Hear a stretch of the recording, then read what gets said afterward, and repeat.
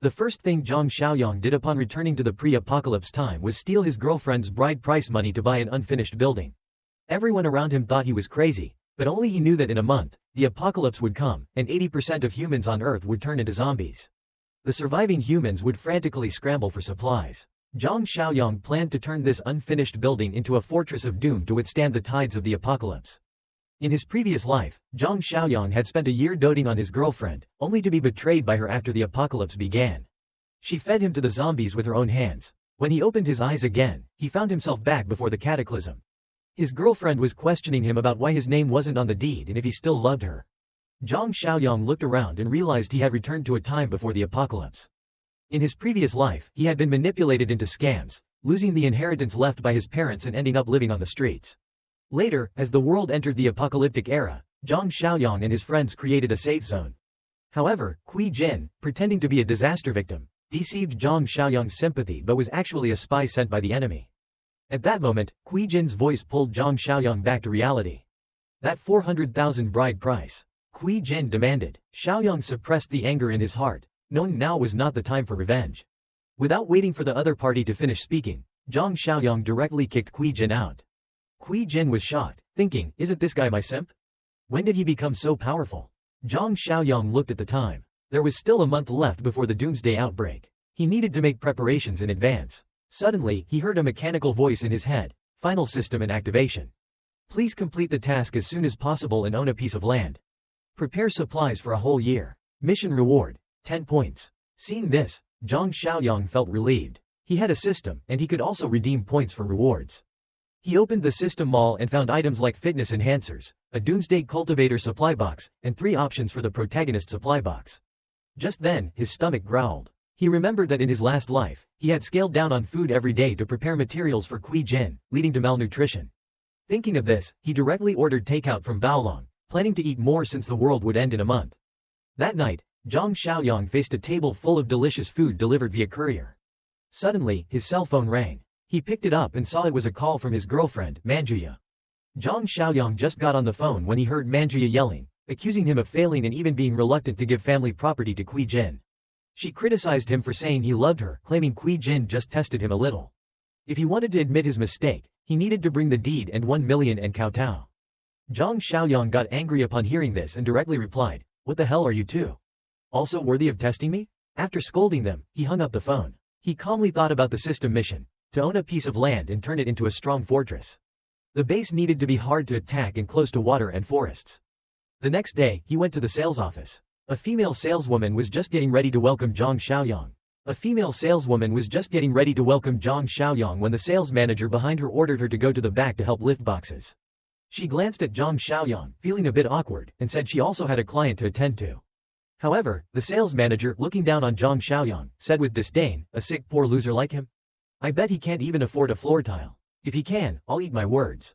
Zhang Xiaoyang sneered and said, "Is that so? I'll make you eat those words." He then pulled out a black card from his pocket, declaring, "I'm not here to just buy a house. I'm here to buy out the whole place." Hearing this, everyone around was shocked. It was the first time they had seen such a display of wealth in the sales office. The female saleswoman hurriedly and respectfully invited Zhang Xiaoyang to take a seat and handed over a project proposal. He waved his hand, indicating that it wasn't necessary to go through all that trouble. Instead, he expressed his needs directly. The land should be by mountains and rivers, have convenient road access, preferably have a natural water source, and ideally, some factories nearby. The female saleswoman thought seriously about his requirements, but the sales manager sneered and interrupted. "There's a piece of land in Dongcheng district that meets your requirements, but it's full of ronin. You can't just trick people with that." The saleswoman hesitated but then confirmed the manager's statement, explaining that the land had been left unfinished because the boss of the last project had run away. Despite this, Zhang Xiaoyang ignored the sales manager's dismissive attitude and asked the female saleswoman if the land truly fit his requirements. She assured him it did. Zhang Xiaoyang reviewed the project details and found that the location was perfect for his needs. If he installed barbed wire, the unfinished building would be difficult to attack and would require minimal renovation. He immediately declared his intention to purchase the land. The female saleswoman was stunned, but Zhang Xiaoyang smiled and quickly signed the contract. As he left, the sales manager looked at the bill and was furious. "There are actually people who are willing to spend 300,000 on an unfinished piece of land," he muttered. Zhang Xiaoyang patted his shoulder and said, "Brother, it's your turn to perform. I'll give you a rocket later." With that, he left, leaving others to force the sales manager to honor his bet. Outside, Zhang Xiaoyang began planning his next steps. He had used all the dowry money given to Qi Jing to buy the land. Now, he needed to stock up on food. Just then, he was spotted by Li Shushang, one of Qi Jing's cronies, who immediately called Qi Jing to inform her about it. Qi Jing slapped the table in anger. She didn't know where Zhang Xiaoyang had gotten the money, but after hearing about the 300,000 advance payment, she started to understand what was happening. Qi Jing was fuming with anger. This is the bride price for myself. How dare Zhang Xiaoyang touch my money? She thought to herself. She vowed to expose Zhang Xiaoyang online today. Meanwhile, Zhang Xiaoyang had just returned to his home and was contemplating where he should build his base and how he could fund the purchase of supplies. Suddenly, there was a loud banging on the door. As soon as he opened it, he was met with Qi Jing's furious outburst. How dare you touch my money, Zhang Xiaoyang? Don't think I don't know. You bought that land with the bride price money. That money is mine, and so is the land you bought. Qi Jing screamed. Hearing this, Zhang Xiaoyang's face hardened. Are you serious? He retorted. He pulled out a thick wad of bills and waved them in front of Qi Jing. I have money, but I won't give you a dime. And don't think I don't know about you and Li Shushang. Qi Jing's face turned pale. How did he know about the affair with Li Shushang? They had always been discreet. Manhwa quickly intervened, trying to smooth things over. It's all a misunderstanding, she pleaded. But Zhang Xiaoyang was unmoved. He slammed the door shut, leaving the two outside. Later, Manhwa confronted Qi Jing. Did you really get together with Li Shushang? Qi Jing hesitated before admitting, we just booked a few rooms together. Manhwa rubbed her forehead in frustration. This situation just went from bad to worse, she muttered to herself, thinking about how they needed to come up with a new plan. But deep down, she was already thinking of ways to double-cross Zhang Xiaoyang.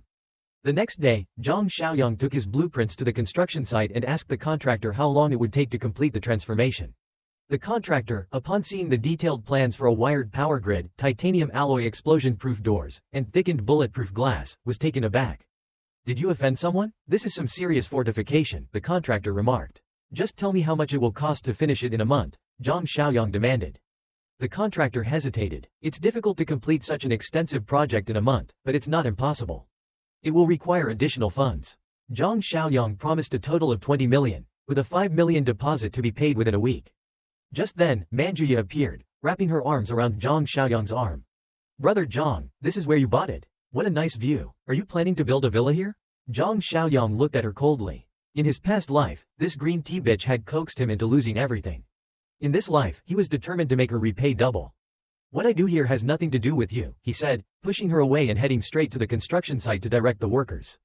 Manhwa was left stunned. Normally, Zhang Xiaoyang would blush and stammer if she so much as touched his hand, but today he showed no reaction. She couldn't let this opportunity slip away. She needed to win Zhang Xiaoyang over to gain control of his new asset. At home, Zhang Xiaoyang continued to strategize. He realized that even if he mortgaged his house to the bank, he wouldn't be able to cover the initial phase of the project. But with the apocalypse approaching, he could sell the house to multiple buyers without worrying about the consequences. Just then, there was a loud knock on the door, followed by shouts demanding him to open it. Zhang Xiaoyang stood downstairs, feeling exasperated. In the neighborhood, there was an uncle who owned both the first and second floors and desperately wanted to buy Zhang Xiaoyang's third floor. This uncle didn't hesitate to use immoral tricks like drugging, locking Zhang Xiaoyang in, and even splashing oil to force him to sell. As Zhang Xiaoyang opened the door, he was immediately met with the uncle's harsh reprimand about the noise he supposedly made last night. Are you finished? Zhang Xiaoyang snapped back. I went to bed at 10 last night. Am I dancing on your grave? The uncle, whom Zhang Xiaoyang privately referred to as the old wall lamp, was about to retort when Zhang Xiaoyang clapped his hands, signaling an end to the argument. All right, don't you just want my house? I'll sell it to you, okay? The old wall lamp's eyes lit up with joy. Zhang Xiaoyang then laid out his condition. He would continue living there for another 6 months, and during this time, the uncle would transfer 5 million yuan into his account to allow Zhang Xiaoyang to pay off his loan. At this, the old wall lamp hesitated. Seeing this, Zhang Xiaoyang started to close the door. Panicked, the old wall lamp clung to the door and hurriedly agreed, but insisted that Zhang Xiaoyang sign a contract first to prevent any last-minute changes. No problem, Zhang Xiaoyang left, thinking to himself how the old man would guard the house like a hawk. That afternoon, the old wall lamp transferred the 5 million yuan. With his 3 million yuan loan paid off, Zhang Xiaoyang now had a total of 8 million yuan. Zhang Xiaoyang checked his system mission, which required him to prepare a year's worth of supplies and salary. He decided to complete this task first to claim his system reward. The next day, he went on a shopping spree at the supermarket. Onlookers thought he was crazy as he filled cart after cart. With each system notification indicating task completion, Zhang Xiaoyang felt more confident. After merging his rewards with the system, he opened the system mall and chose several protagonist items. The system rewarded him with a space ring that had 500 cubic meters of storage and where time stood still. This meant he could hoard fresh food without worrying about spoilage. Just as he was feeling triumphant, the system issued a new task: stock up on 10 years' worth of food and clothing. At that moment, the supermarket manager, accompanied by security, approached. "Who is wreaking havoc here?" the manager shouted. Zhang Xiaoyang recognized him as Yang Dao, a former junior high school classmate and lackey to the school bully, Zhang Shengzai. They often had conflicts back in school, and now fate had brought them together again. Yang Dao pointed at Zhang Xiaoyang and barked, "What are you doing? Put all this stuff back, or else." Zhang Xiaoyang sneered, "Still a bully, I see. I'm here to shop. Is this how China Resources treats its consumers?" Yang Dao continued to berate him, demanding Zhang Xiaoyang settle his accounts immediately or face consequences. The cashier presented a bill totaling 56,000 yuan. Yang Dao thrust a POS machine at Zhang Xiaoyang, who swiped his card with ease. When the machine beeped, indicating a successful transaction, Yang Dao's smug demeanor faltered. Zhang Xiaoyang, however, wasn't finished. He demanded an apology for Yang Dao's bad attitude, or he would return all the goods. Onlookers, sensing the drama, pulled out their phones and began recording, chanting for Yang Dao to apologize. Under the weight of public scrutiny and the threat of losing face, Yang Dao had no choice but to relent. "Otherwise, you have to post it online and make it popular." Zhang Xiaoyang sneered, "As long as you apologize sincerely enough, I will also buy 10 times as many supplies." Yang Dao didn't believe it at all. Zhang Xiaoyang asked him to check his account balance. When Yang Dao saw the over 7 million yuan in the account, his whole demeanor changed. He bowed at a 90-degree angle and apologized sincerely. Zhang Xiaoyang patted Yang Dao's head, "Remember, don't be so hasty in the future. Be a person and stay on the line." Yang Dao, still nervous, inquired, "Brother Yang, why did you buy so many things?" Zhang Xiaoyang told him to mind his own business, it's big business anyway. Yang Dao explained with a smile that the supermarket warehouse wouldn't be enough and that they'd need to find a wholesaler. Zhang Xiaoyang looked at him carefully and deduced that Yang Dao, working at a supermarket, must know some wholesalers. Yang Dao confirmed, "Of course, Zhang Shengzai is now wholesaling this kind of stuff." He dialed Zhang Shengzai's number immediately. Zhang Xiaoyang sneered internally, thinking how much gray income the supermarket might be generating. Soon, they arrived at a warehouse where Zhang Shengzai was also arriving. Yang Dao eagerly greeted him, "Brother Z, this is what I call a big client, our junior high school classmate, Zhang Xiaoyang." Zhang Shengzai arrogantly smiled, "Ah, the guy with the hard bones."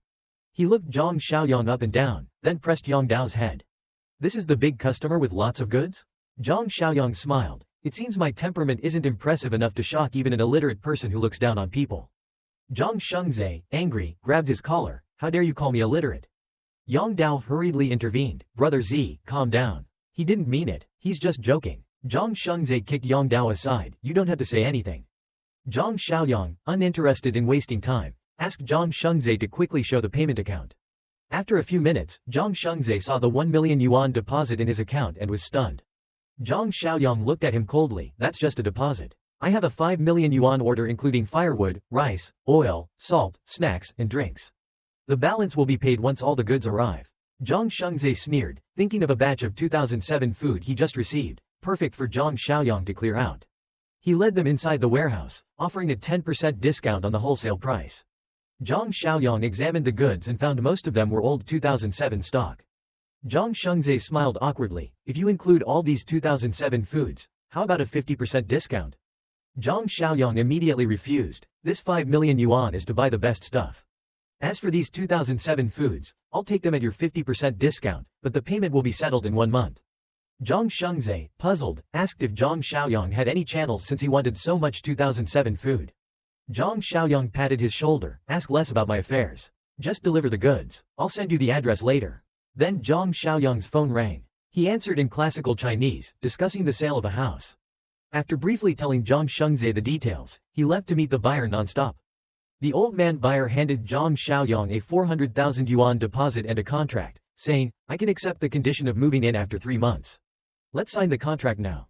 Zhang Xiaoyang suddenly engaged in conversation, asking the old man why he was in such a hurry. The old man explained that he was transferring schools because of his granddaughter and needed the house quickly. He had circled the neighborhood several times, and this was the only house available. That's why he was so urgent.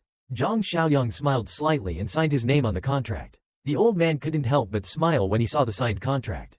His simple, kind smile was noted by Zhang Xiaoyang, who thought about the approaching apocalypse. He feared that the old man and his granddaughter wouldn't last a month. Feeling compassion, he asked for the old man's current home address.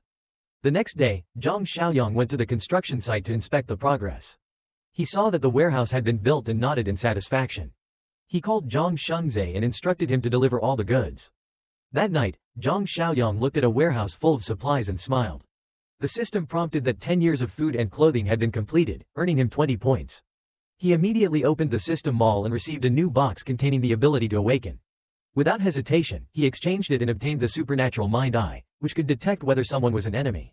This made him happy, as it was one of the most useful abilities in the early days of the apocalypse.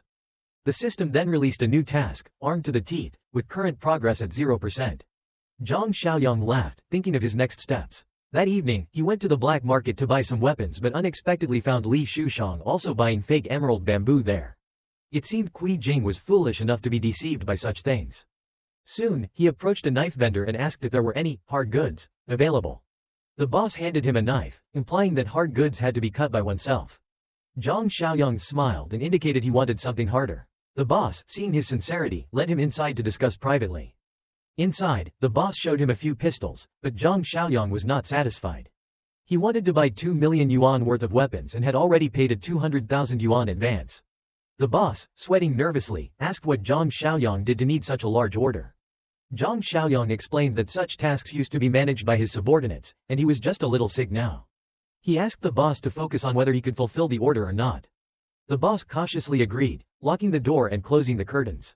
He told Zhang Xiaoyang to write a list and promised to deliver the goods at midnight 2 days later, accepting only cash. They soon reached an agreement.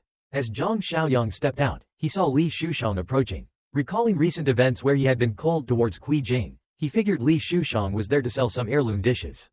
Mocking him, Zhang Xiaoyang suggested that Li Shushang had been brainwashed by marketing accounts and should focus on comfort and self-benefit. Zhang Xiaoyang decided to test his new ability, the Mind Eye. He saw that Li Shushang was speaking to the boss with a completely different demeanor. Pointing to the bag in Li Shushang's hand, he mocked, "You tricked Qi Jing into bed with this second-hand stuff. After all, he's just my second-hand goods. Worthless." Enraged, Li Shushang was about to react, but the boss intervened, asking if they were Zhang Xiaoyang's friends. Zhang Xiaoyang laughed, more like enemies. The boss understood and called some underlings to help vent Zhang Xiaoyang's anger. Zhang Xiaoyang glanced at the boss indifferently. "Don't kill him. I have other plans for his life." With that, he walked away. 2 days later, Zhang Xiaoyang surveyed the truckload of weapons and nodded in satisfaction. The system prompted that the task, arming to the teeth, had been completed. System integration plus time earned him an added bonus, a physical enhancement potion, which was twice as potent as the regular potion in the mall. Without hesitation, Zhang Xiaoyang injected it into his body. His physical fitness, which was already above average for an adult male post-apocalypse, saw a 40% increase in power. He glanced at the other potions available in the system mall, considering how to maximize this advantage. After a short while, Zhang Xiaoyang's strength was 60% higher than that of a normal person. To test his new strength, he picked up a steel bar and bent it 90 degrees with one hand. This newfound power would make dealing with zombies in the early days of the apocalypse much easier. He stored the truckload of weapons in his space rain. With the apocalypse only 2 days away, he pondered what else needed to be done. The thought of the kind old man who had sold him the house crossed his mind. Despite the harsh experiences and betrayals he had faced, Zhang Xiaoyang couldn't bring himself to ignore the plight of the poor. He decided to deliver some supplies to the old man, knowing that how long they could survive in the apocalypse was up to them. The next day, he found the old man's address and took the supplies out of his rain, stacking them at the door. He knocked, and when the old man opened the door, he was shocked to see Zhang Xiaoyang. The old man was even more shocked when he saw the pile of supplies. Zhang Xiaoyang picked up a box and asked the old man to help move everything inside quickly, to avoid the neighbors seeing. 2.5 hours later, they had moved all the supplies inside. Zhang Xiaoyang explained that these supplies would last for at least 6 months. He warned that the world would change tomorrow, but he was distracted by a photo on the table. Recognizing the girl in the photo as his former teammate Shanshan, who had once been saved by her grandfather, he decided to change her fate in this life. In the previous life, Shanshan had said her grandfather saved her by breaking into a high school that had fallen to zombies, but he died in the process. Determined to protect Shanshan and her grandfather, Zhang Xiaoyang asked the old man if his granddaughter was named Meng Shanshan. The old man, shocked, confirmed this and said she was still studying in their hometown. They were waiting for the house transfer to complete so they could move. Zhang Xiaoyang decided to take immediate action, telling the old man to come with him to pick up Shanshan and relocate them. He stressed that from tomorrow, the world would become a living hell, and material possessions would become irrelevant. The old man, confused, didn't understand a word. Zhang Xiaoyang used his ring's ability to store the supplies back inside, leaving the old man astounded. He explained that he had superpowers and could predict the future. He wanted Shanshan to survive and insisted that the old man follow his instructions. They quickly drove to Shanshan's school. Meanwhile, Shanshan was being bullied by some girls. One slapped her, accusing her of attracting Zhang Xiaochen's attention. Shanshan tried to explain that she wasn't interested in him, but the girls wouldn't listen, accusing her of looking down on Zhang Xiaochen. Zhang Xiaoyang and the old man arrived just in time but were blocked by a few thugs. Seeing his granddaughter being bullied, the old man immediately tried to fight them off. Just as one thug raised a stick to hit the old man, Zhang Xiaoyang intervened, blocking the stick. He scolded the thugs for their behavior, kicking one of them away. The other two thugs surrounded him, one with a baseball bat. Zhang Xiaoyang dodged the attack, grabbed one of the thugs by the collar, and neutralized the threat. Zhang Xiaoyang threw the thug hard to the ground, then turned to face another who was charging at him with a fruit knife. He deftly redirected the knife with a quick twist of his wrist and delivered a powerful kick, sending the attacker sprawling. With the immediate threat neutralized, Zhang Xiaoyang approached the group of girls. He slapped one across the face and then grabbed another by the hair, cutting off a chunk with a knife. The girl fell to her knees, wailing about her hair.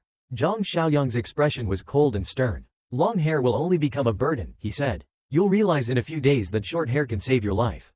With that, he left with the old man and Shanshan. As they drove away, the old man began explaining the situation to Shanshan.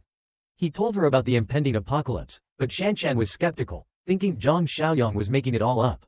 Zhang Xiaoyang smiled and shared some details that made the old man remember him. Shanshan then asked for Zhang Xiaoyang's name, and he introduced himself. "The famine is just for your grandfather's convenience," Zhang Xiaoyang explained, "but the real threat is the apocalypse that's about to begin."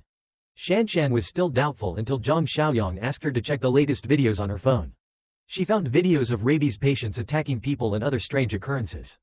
"The end has begun," Zhang Xiaoyang said as he listened to the chaotic sounds from the videos. "Toxic smog will blanket the area tomorrow, turning most people into zombies. Those who die will rise as one of them." Despite the evidence, Shanshan struggled to believe it. They soon found themselves stuck in traffic, with the emergency lanes blocked as well. Zhang Xiaoyang knew that if an outbreak started here, they'd be trapped. Just then, a large Mercedes tried to cut in front of them. Zhang Xiaoyang blocked the car aggressively, causing the driver to roll down the window and yell at them. Shanshan warned him about the car, but Zhang Xiaoyang was prepared.